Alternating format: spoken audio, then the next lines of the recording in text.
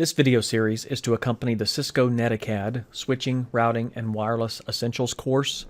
This module is 14, or this video is for module 14, Routing Concepts.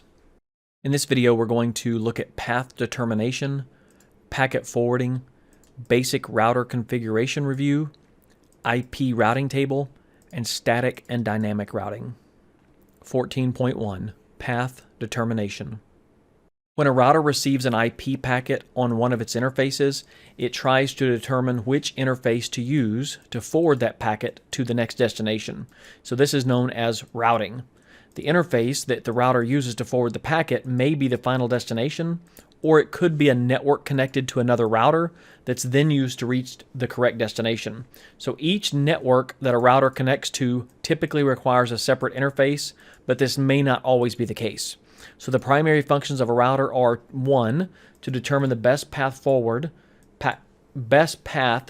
forward the packets based on the information in its routing table, and 2, to forward those packets toward their correct destination. So here we have an example of the router using the IP routing table to determine which path or route to use to forward the packet. R1 and R2 will use their own IP routing table to first determine the best path and then forward the packet. Now, the best path in the routing table is also known as the longest match. The routing table contains route entries consisting of a prefix, the network address, and the prefix length. For there to be a match between the destination IP address of a packet and a route in the routing table, a minimum number of far left bits must match between the IP address of the packet and the route in the routing table. And the prefix length of the route in the routing table is used to determine the minimum number of far left bits that must match. And we learned about this with the networking versus the host addressing when we did subnetting.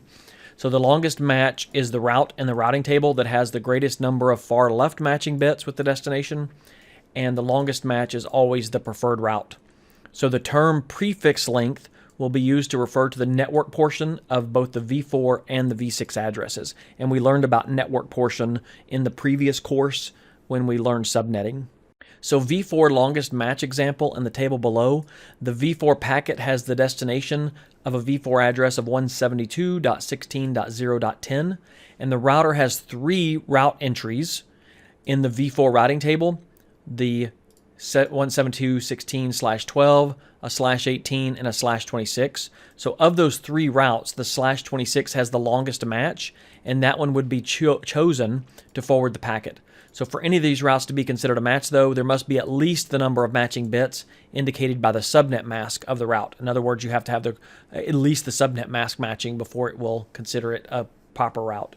On v6, the example below, the packet has the destination address of 2001:db8:C000::99, and the example shows 3 route entries, but only 2 of them are a valid match, with one of those being the longest match. So the first 2 routes have prefix lengths that have the required number of matching bits, but the third route entry is not a match because its /64 prefix requires 64 matching bits, and it does not. Directly connected networks are added to the routing table when a local interface is configured with an IP address and a subnet mask and is active. In other words, it's been put into an up state. Remote networks are networks that are not directly connected to the router, and routers learn about those in one of 2 ways, either through static routes, and that's added to the routing table when a route is manually configured, or dynamic routing protocols, and those are added to the routing table when the routing protocols dynamically learn about the remote network. Now, the default route specifies a next hop router to use when the routing table does not contain a specific route that matches the destination IP address, and the default route can be entered manually or as a static route or learned automatically from dynamic routing protocol. So a default route has a /0 prefix length, and this means that no bits need to match the destination IP address for that route entry to be used. If there are no routes with a match longer than 0 bits, the default route is used to forward the packet, and the default route is sometimes referred to as a gateway of last resort. 14.2, Packet Forwarding. The data link frame with an encapsulated IP packet arrives on the ingress interface. The router then examines the destination IP address in the packet header and consults its routing table. The router then finds the longest matching prefix in the table, and then the router encapsulates the packet in a data link frame and forwards it out the egress interface. And the destination could be a device connected to the network or a next hop router, by the way. And then finally, if there are no matching route entries, the packet's dropped. So after a router has determined the best path, it could do the following. It could forward the packet to a device on a directly connected network. If the route entry indicates that the egress interface is directly connected, the packet can then be forwarded directly to the destination device, and typically that's an Ethernet LAN. And to encapsulate the packet in the Ethernet frame, the router needs to determine the destination MAC address associated with that destination IP, and the process varies based on whether the packet's an IPv4 or IPv6 packet. And after a router has determined the best path, it can do also one of the following. It can forward the packet to the next hop router, which is the next step, or the second one of these options. If the route entry indicates that the destination IP address is on a remote network, meaning the device on the network is not directly connected, the packet must be forwarded to the next hop router, and the next hop address is indicated in the route entry. If the forwarding router and the next hop router are on the Ethernet network, a similar process of ARP and ICMPv6 neighbor discovery will occur for determining the destination MAC address of the packet, and the difference is that the router will search for the IP address of the next hop router in its ARP table or the neighbor cache instead of the destination IP address of the packet. And the process will vary for other types of layer 2 networks. And finally, we have drop the packet. That means there's no match in the routing table, and if there's no match, the packet just gets dropped. Now, the primary responsibility of the packet forwarding function is to encapsulate packets in the appropriate data link frame for the outgoing interface. So, for example, the data link frame format for a serial link could be point-to-point protocol, high-level data link control protocol, or HDLC, or some other layer 2 protocol. The primary responsibility of the packet forwarding function is to encapsulate packets in the appropriate data link frame. So the more efficiently a router can perform that task, the faster the packets can be forwarded. So routers support the following three packet forwarding mechanisms: process switching, fast switching, or the Cisco proprietary Cisco Express Forwarding, or CEF. With process switching, an older packet forwarding mechanism is still available for Cisco routers. When a packet arrives on an interface, it's forwarded to the control plane, where the CPU matches the destination address with an entry in its routing table, and then determines the exit interface and forwards that packet. But it's important to understand that the router does this for every packet, and even if the destination is the same for the stream of packets. Then we have fast switching. And fast switching is another older packet forwarding mechanism, which was the successor to the previous process switching. But fast switching uses a faster switching cache, or fast switching cache, to store next hop information. So when a packet arrives on an interface, it's forwarded to the control plane, where then the CPU searches for a match in the fast switching cache. And if it's not there, then it's process switched and forwarded to the next exit interface. And the flow of information for the packet is then stored in the fast switching cache. And then if another packet going to the same destination arrives on the interface, the next hop information in the cache is reused without any CPU being involved, which means it's faster and it uses less processing power. And then we have the Cisco Express Forwarding, or CEF. This is the most recent and by default Cisco IOS packet forwarding mechanism. CEF builds a forwarding information base, or FIB, and an adjacency table. The table entries are not packet triggered like fast switching, but they're change triggered. So such as when something changes in the network topology, when a network has converged, the FIB and adjacency tables contain all the information that a router would need to have to consider when forwarding a packet. 14.3 Basic Router Configuration Review. So the topology below in this figure can be used for the configuration and verification examples, and it will be used in the next topic that we're going to talk about to discuss IP routing table. I would recommend that you set this up in Packet Tracer and in our course that we're doing on campus and virtually that I'm teaching this course for. We will set up as a lab this Packet Tracer example so that you can follow along. These are the configuration commands that you will need. I'm not going to lecture over these in the video here, but I will just highlight those. But these are the ones that you would put in on your different router or on router 1. And then your common verification commands: show IP interface brief, show run config interface, show interfaces, show IP interface, show IP route, and then the ping. And then for IP, you can replace IPv6 to do the IPv6 version. Filtering commands can be used to display specific sections of output. So we use the show command, but then we can use filters such as section, include, exclude, or begin. And the output filters can be used in a combination with any one of the show commands. 14.4 IP routing table. A routing table contains a list of routes to known networks, prefixes and prefix links. The source of this information is derived from the following: directly connected networks, static routes, and dynamic routing protocols.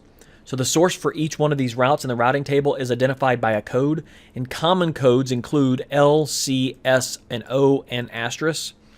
L identifies the address assigned to a router interface. C identifies, can't say that properly, it identifies a directly connected network. S is a static route created to reach a specific network. O is a dynamically learned network from another router using the OSPF routing protocol. And finally, an asterisk is a candidate for a default route. There are 3 routing table principles as described in the table below. The issues that are addressed by the proper configuration of dynamic routing protocols or static routes on all the routers between the source and destination devices. First, every router makes its decision alone based on the information it has on its own routing table. And we have an example here. I'm not going to talk about the example, but you can read the example. Second, the information in a routing table of one router does not necessarily match the routing table of another router. And again, you can pause the video here to read the example on the right. And then finally, routing information about a path does not provide return routing information. In the figure on the right here, the numbers identify the following information: route source, destination network, administrative distance, metric, next hop, route timestamp, and exit interface. So to learn about remote networks, the router must have at least one active interface configured with an IP address and a subnet mask. This is known as a directly connected network or a directly connected route. Routers add a directly connected route to its routing table when an interface is configured with an IP address and is activated. A directly connected network is denoted by a status code of C, or Charlie, in the routing table. The route contains a network prefix and a prefix length. The routing table also contains a local route for each of its directly connected networks, and that's indicated by L, or Lima. For IPv4 local routes, the prefix length is /32, and for v6 local routes, the prefix length is a /128. And this means the destination IP address of the packet must match all of the bits in the local route for this route to be a match. And the purpose of the local route is to efficiently determine when it receives a packet from the interface instead of a packet that needs to be forwarded. After directly connected interfaces are configured and added to the routing table, static or dynamic routing can be implemented for accessing remote networks. Static routes are manually configured. They define an explicit path between two networking devices, and they're not automatically updated, and they need to be manually reconfigured if the network topology changes, and that's a big point there. Static routes have 3 primary uses. It provides ease of routing table maintenance in smaller networks that are not expected to grow significantly. It also uses a single default route to represent a path to any network that does not have a more specific match with another route in the routing table. And default routes are used to send traffic to any destination beyond the next upstream router. And it routes to and from stub networks. And a stub network is a network accessed by a single route, and the router has only one neighbor. If you look below in the example here, the topology is simplified to show only one LAN attached to each router, and the figure shows v4 and v6 static routes configured on R1 to reach 10.0.4.0/24 and 2001 DB8 ACAD :4:64 on the R2 router. The dynamic routing protocols are used by routers to automatically share information about the reachability and status of remote networks. Dynamic routing protocols perform several activities, including network discovery and maintaining routing tables. OSPF is now being used in our sample topology to dynamically learn all the networks connected to R1 and R2. The routing table entries use the status code of O to indicate the route was learned by the OSPF routing protocol. Both entries also include the IP address of the next hop router via IP address. And V6 routing protocols use the link local address of the next hop router. And OSPF routing configuration for V4 and V6 is beyond the scope of this course that we're going to be learning. The default route specifies a next hop router to use when the routing table does not contain a specific route that matches the destination IP address. A default route can be either a static route or learned automatically from a dynamic routing protocol. And a default route has a V4 route entry of 0000/0 or a V6 route entry of : /0. And what that means is that 0 or no bits need to match between the destination and the default route. V4 or IPv4 was standardized using the now obsolete classful addressing, which we learned about in the previous course, but we don't use it anymore. It's obsolete. The IPv4 routing table is organized using the same classful structure though. And even though the lookup process no longer uses classes, the structure of the V4 routing table still retains that format. So an indented entry is known as a child route. A route entry is indented if it is in the subnet of a classful address of either A, B, or C. And directly connected networks will always be indented child routes because the local address of the interface is always entered into the routing table as a /32. And the child route will include the route source and all the forwarding information such as the next hop address. And the classful network address of this subnet will be shown above the route entry. It's less indented and it's without a source code, and that route is known as a parent route. An indented entry is known as a child route. A route entry is indented, and we can see on the right-hand side here with the indentions and the ones that are not indented. Directly connected networks will always be indented. The child route will include the route source and all forwarding information, and the classful network address of this subnet will be shown above and without a parent source code, and that route is known as the parent route. The V6, the concept of classful addressing was never part of IPv6, so the structure of the V6 routing table is straightforward and easy to see.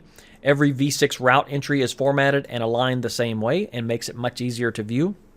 A route entry for a specific network address can only appear once in the routing table. However, it is possible that the routing table learns about the same network address from more than one routing source. So except for a very specific circumstances, only one dynamic routing protocol should be implemented on a router, and each routing protocol may decide on a different path to reach the destination based on the metrics of that routing protocol. And so it does have a few questions that we need to talk about, such as how does the router know which source to use and which route should it install in the routing table. So Cisco IOS uses what is known as the administrative distance, or AD, to determine the route to install into the IP routing table, and the AD represents the trustworthiness of the route, and the lower the AD, the more trustworthy the route source. Now the table on the right lists various routing protocols and their associated ADs, and you can pause your video right here and look at these. 14.5, static and dynamic routing. Static and dynamic routing are not mutually exclusive. Rather, most networks use a combination of dynamic and static routes. Static routes are commonly used in the following scenarios. We have a default route forwarding packets to a service provider. Routes outside of the routing domain are not learned by the dynamic routing protocol. When the administrator wants to explicitly define the path, or for routing between stub networks. So static routes are useful for smaller networks with only one path to an outside network. They also provide a little bit of security in a large network for certain types of traffic or links to other networks that need more control. Dynamic routing protocols are implemented in any type of network consisting of more than just a few routers. Dynamic routing protocols are scalable and automatically determine better routes.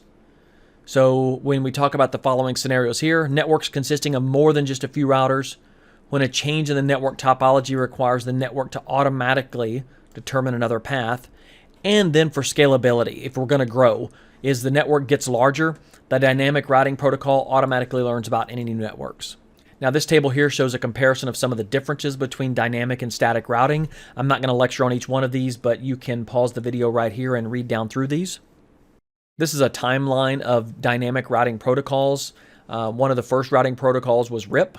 RIP v1 was in '88, And then we've gone down through. OSPF v3 was in 99, and then we have ISv6 in 2008. And they've just gotten more complicated as we've been along, or more complex. The table below classifies the current routing protocols. Interior Gateway Protocols, or IGPs, are routing protocols used to exchange routing information within a routing domain. There's only one EGP, and it's BGP.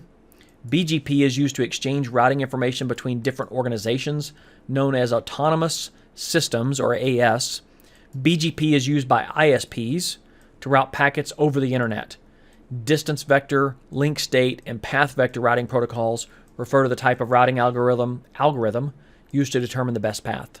And a routing protocol is a set of processes, algorithms, and messages that are used to exchange routing information and populate the routing table with the best choice. The purpose of dynamic routing protocols includes discovery of remote networks, maintaining up-to-date routing information, choosing the best path for destination networks, and the ability to find a new best path if the current path is no longer available. Now, with the main components of dynamic routing, it does include the following: data structures. That's the routing protocols typically use tables or databases for their operation. This information is kept in the RAM. You have routing protocol messages.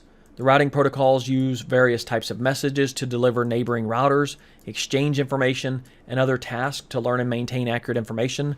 And then we have algorithms. An algorithm is a finite list of steps used to accomplish a task. Routing protocols use algorithms for facilitating routing information and for the best path determination. And then routing protocols determine the best path, the route to each network, and that route is then offered to the routing table. And the route will then be installed in the routing table if there's not another routing source with a lower AD. Load balancing is when the best path is selected by a routing protocol based on the value or metric it's used to determine the distance. A metric is the quantitative value used to measure the distance to a given network. The best path to a network is the path with the lowest metric. And the dynamic routing protocols typically use their own rules and metrics to build and update routing tables.